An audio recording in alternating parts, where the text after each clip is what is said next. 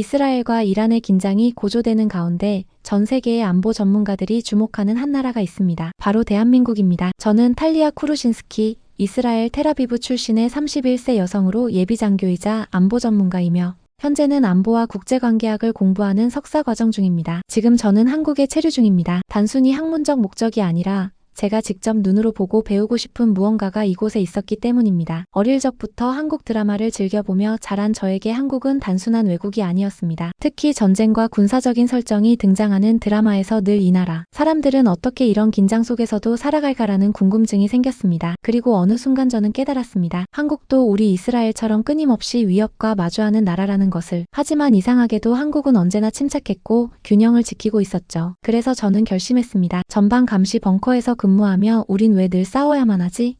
라고 자문하던 그 시절 이후 이제는 갈등을 넘어선 안보를 배우겠다고 말이죠. 서울에 도착한 첫날 저는 단순히 미국의 동맹국이라는 틀 안에서 한국을 보려 했습니다. 하지만 곧바로 그 생각은 깨졌습니다. 군사전략 포럼에서 한 교수가 이렇게 질문했죠. 군사적 자주권 없는 국가는 진짜 강대국인가요? 그 질문은 제 머릿속을 정면으로 때렸습니다. 이스라엘은 늘 자주국방을 자랑했죠. 그런데 한국은 동맹 속에서도 믿기지 않을 만큼 스스로를 관리하고 있었습니다. 그리고 그 후 저는 서울국제방산전에 참석하게 됩니다. 처음엔 그냥 보는 수준이었지만 그 자리에서 제가 본 것은 기술력 이상의 것이었습니다. K9 자주포, 레이더 통합 시스템, 그리고 실제 세계 각국과 체결된 계약들. 기술을 파는 나라가 아니라 신뢰를 파는 나라. 한국은 이미 글로벌 방산의 플레이어였습니다. 그날 현장에서 유럽 교수님과 마주친 짧은 대화는 제 시선을 완전히 바꿔놓았습니다. 한국은 앞으로 중동에서 더 큰 역할을 할 겁니다. 미국도 이스라엘도 할 수 없는 중재자 역할을 한국이 할 수 있어요. 그 말은 저에게 전율이었습니다. 이스라엘은 언제나 선제 대응과 무력 억지를 중시했죠. 아이언돔, 드론, 선제 타격. 우리는 속도와 화력을 믿었습니다. 하지만 한국은 정확도와 억제를 설계하고 있었어요. 방어 기술이면서도 평화를 위한 전략. 그건 단순한 무기의 문제가 아니라 철학의 차이였습니다. 그 차이는 독일에서 열린 중동 안보 포럼에서도 다시 느꼈습니다. 제가 한국의 균형 외교에 대해 언급했을 때